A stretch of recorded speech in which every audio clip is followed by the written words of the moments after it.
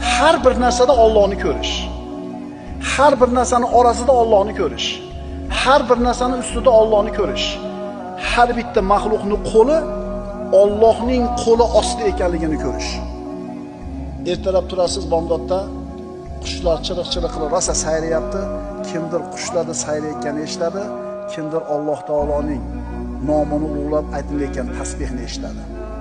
Kimdir o'zini birga kelgan bolasini shunday qo'liga oladida bolasini ko'radi. Kimdir Alloh taoloning qudratini ko'radi.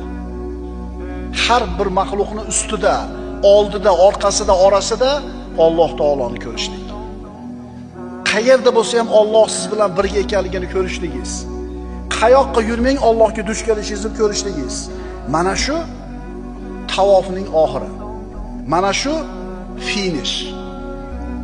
Shu joyga yetib kelgan bo'lsangiz, sizda al-vajd degan his, shuur bor.